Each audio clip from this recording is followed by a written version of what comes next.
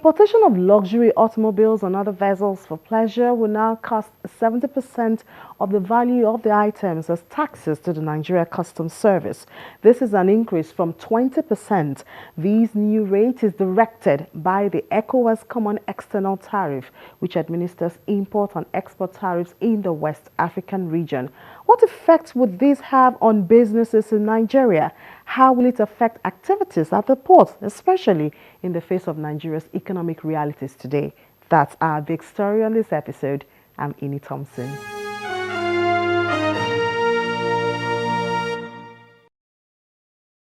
Importing items like sugarcane and salt will now cost 70% of the value from the former 10%.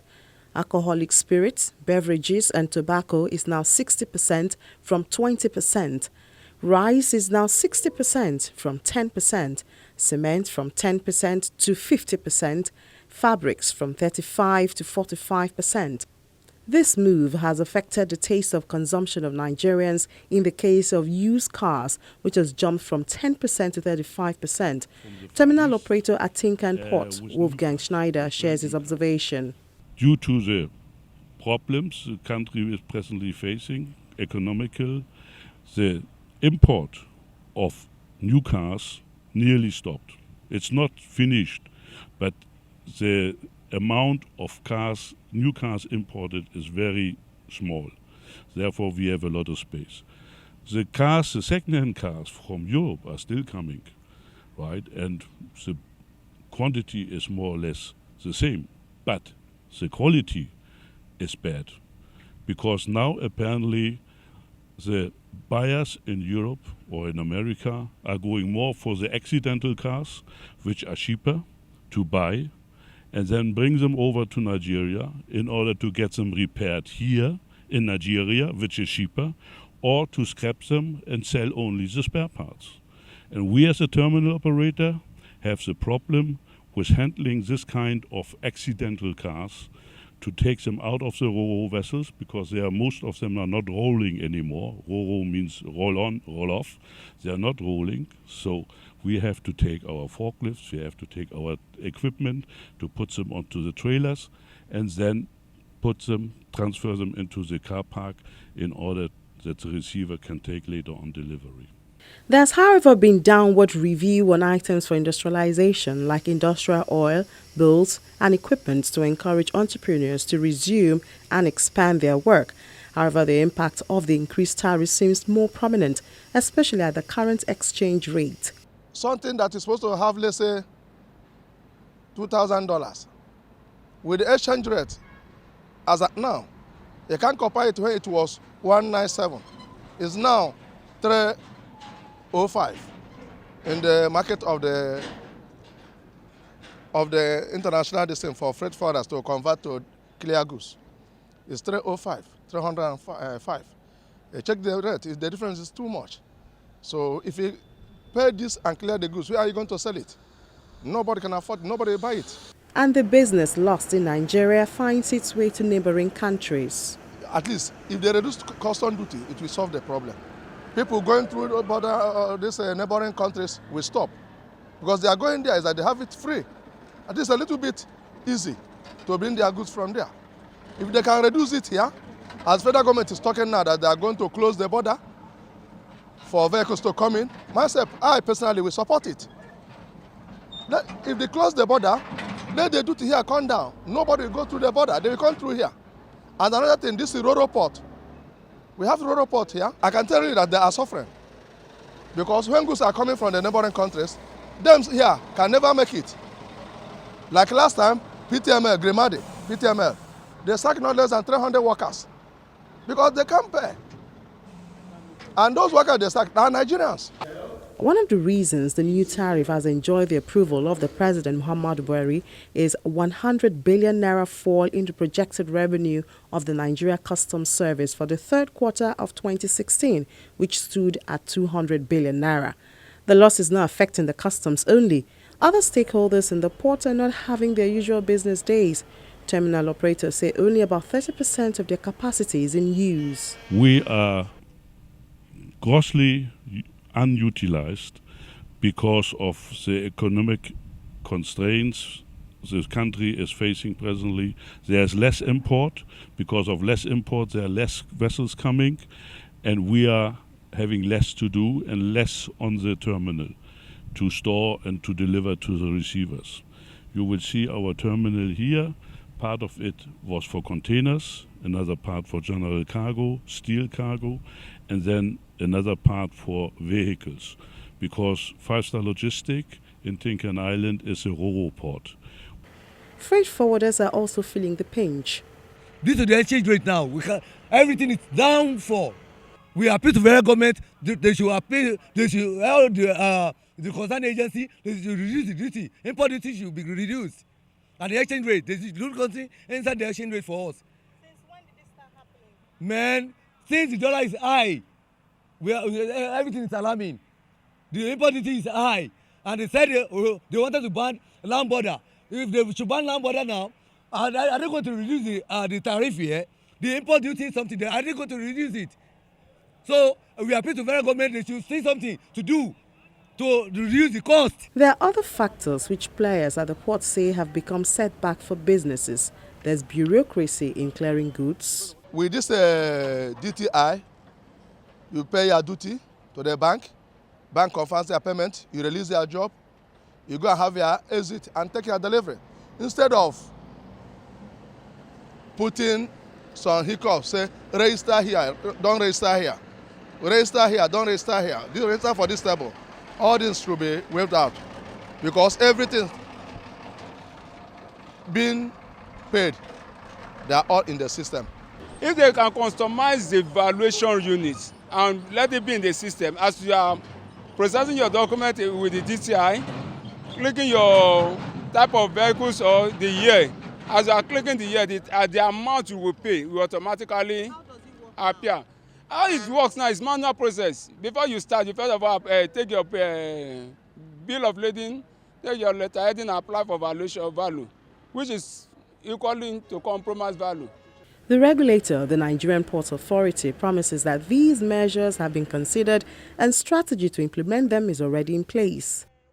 The Presidential Committee on Ease of Doing Business has prioritized reducing the bureaucracy that obtains. One of the important things that we need to put in place is the national single windows. We as Nigerian Ports Authority are working on our ports community system, which will interface with the national single windows. We've also noted that Nigerian Customs is doing the same and would interface within all agencies that operate in the port and ensure there's one platform whereby an operator, an entity can come and make payments for their respective operations on the port. Some of the frameworks of the National Single Window and Ports Community System have been submitted. We're working to harness and synchronize it between the Nigerian Ports Authority and the Nigerian Customs Service to provide that improvement in efficiency in our ports.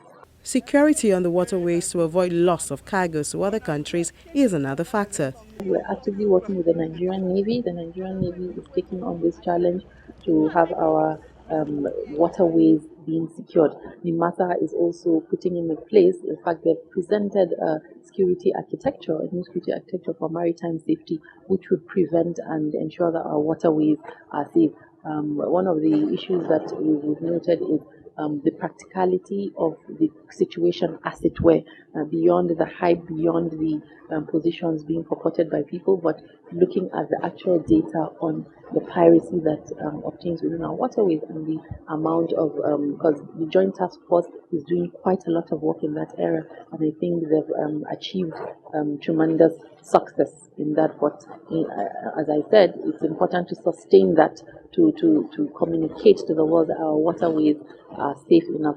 Both Nigerian Navy and NIMASA are working actively in collaboration with the other agencies of government to ensure that our waterways are safe. While these are general issues with the ports in Lagos, the landmark of Apapa, which is in two thirds, Lagos Port Complex and Tinkan Island Port, there are specific challenges which have plagued operators in the area, chief of which is traffic, attributed majorly to bad roads. At the end of January, we will conclude the modality with which the road will be refurbished with full complements of the drainage that is required. Because if you're familiar with the area, one of the important issues is the lack of drainage. So that no matter what works are done there, if full drainage is not provided, it will not be doing work. On our part also, we have contractors that we have retained that are doing works in those areas inside the port. So we're committed towards ensuring that the roads are repaired. We're working with the respective associations of truck drivers within that area to have in place a seamless repair work. As well as the activities of tank farm owners, many of whom have found Apapa area a convenient business place. The tank farms can only receive their cargoes through vessels, ocean-going vessels, and these vessels will access the depot through the waterways. And I think the law of the Federation confines that to the prerogative of controlling the port access to Nigerian Ports Authority. The waterways to Ports Authority and NIWA. So wherever there is an adequate draft for vessels to come in and berth, if there is land space there, it's likely that a depot will be sited close to that place. And since the ports are also, meant to receive vessels, cargoes, it's a coincidence that we're together. For instance, other places where you have depots, you don't have ports there. We have depots in Ogara. We have in Koko. Koko has a port, but we also have depots there. Ogara has depots there, but there are no ports there. So it is not compulsory that we stay near a port, but we must stay, the depots must be sited where there is access for ocean liners, vessels to discharge product. Now, talking about the trucks, each of our depot is mandated to have at least 25%, to have a lorry park that can accommodate at least 25% in excess of the number of trucks it can load per day. For instance, if the total number of trucks that marketer A can load in a day is 100, the marketer is supposed to have a lorry park that can accommodate 125 trucks.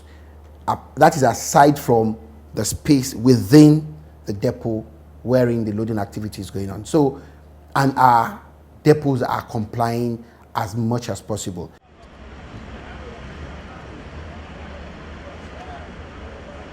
Although the tank farm owners say they have taken other stakeholders into consideration, a spillover of the activities have been connected to the excessive traffic. One of the challenges that we have is at the point where a contractor is trying to work on the road, you have the trucks packed on that road. So how do you fix a road when a truck is permanently on the road? Most of the trucks that we load belong to the customers, and those ones are programmed strictly. But we have trucks belonging to individuals that are scouting for jobs on a daily basis. This set of trucks are actually the ones giving us the headache. If I have a truck that is scheduled to load PMS, or I bought a truck, I want to go into the business of haulage in petroleum products, I'm not attached to a marketer. I will tell my driver, go and look for a job for yourself. The man takes off from wherever my lorry park is and stays on the road, because you cannot just go into a depot to load without being programmed, without being contracted by a buyer, and it takes time. So those set of trucks are the ones that are giving us the headache, and we have, in collaboration with the PTD, with the road safety, we have implored the PTD to please talk to their men. They are listening to us. Those trucks that are not supposed to be on the roads, please, the owners should leave them in the lorry parks, their own lorry parks, until a buyer contracts them or assigns them to a depot where he's supposed to load. They mustn't leave the lorry park.